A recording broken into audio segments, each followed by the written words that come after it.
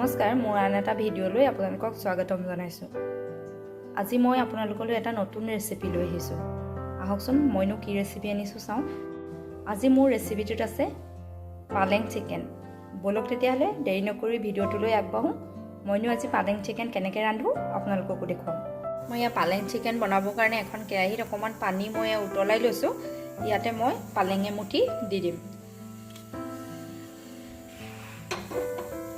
পালেং এমুঠি দি দিছোঁ আৰু কেইডালমান ধনিয়াও দিছোঁ। মই এতিয়া 5 মিনিটমানৰ কাৰণে বইল কৰি ল'ম।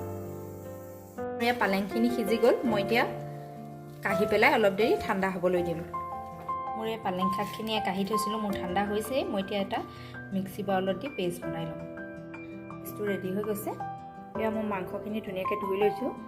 ধুই পেলাই ইয়াত মই জিৰা গুড়ি 1 চামুচ, 2 চামুচ মিঠাতেল, আন্দাজমতে নিমখ মেৰিনেট কৰি থৈছোঁ আধা ঘণ্টাৰ কাৰণে। মই এখন কেৰাহী পাতি লৈছোঁ। ইয়াতে মই অলপ মিঠাতেল দি লওঁ।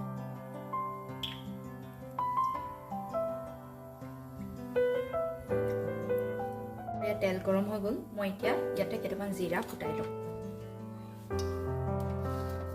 এতিয়া মই গোটা জিৰা দি দিছোঁ আৰু 3টা মই মিডিয়াম চাইজৰ পিঁয়াজ কাটি দিছোঁ।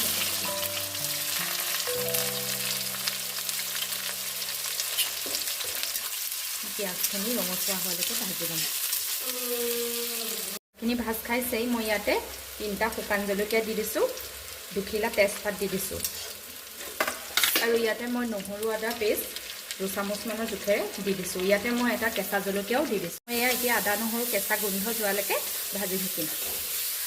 মোৰ এয়া পিঁয়াজ আদা নহৰু ভজা হৈ গৈছে। মই ইয়াতে মাংসখিনি দি দিছোঁ। মই এতিয়া এনেদৰে লৰাই পেলাই ভাজি পেলাম।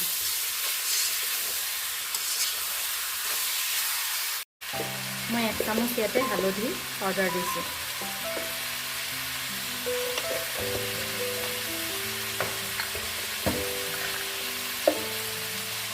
1 চামুচ জিৰা ধনিয়া গুড়ি দিছোঁ।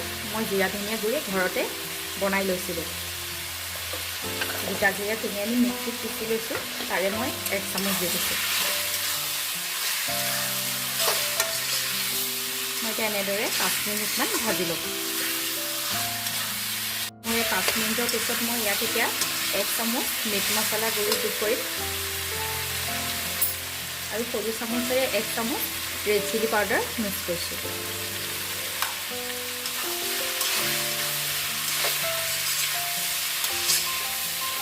মই এতিয়া আকৌ 5 মিনিটমানৰ কাৰণে এনেকৈ ভাজি ল'ম।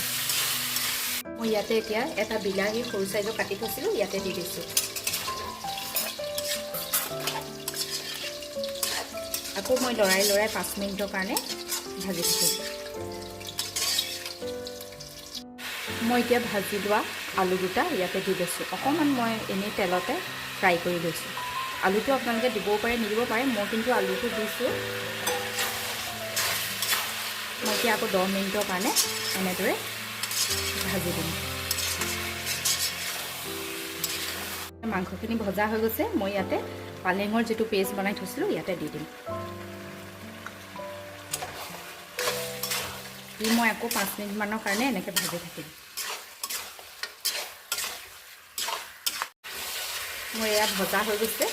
মই ইয়াতে অকণমান নিমখ দিলোঁ। মই আগতে নিমখটো দিছিলোঁ মাংসখিনি মেৰিনেট কৰোঁতে, কিন্তু অকণমান কম হ'ব যেন লাগিছে। মই সেইকাৰণে অকণমান ইয়াতে দি দিছোঁ।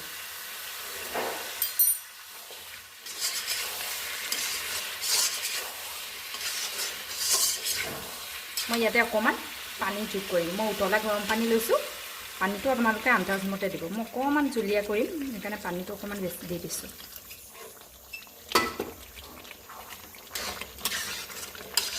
মই এতিয়া 5 মিনিটৰ কাৰণে উতলিবলৈ দিম। মোৰ এয়া পালেং চিকেন ৰেডি হৈ গৈছে।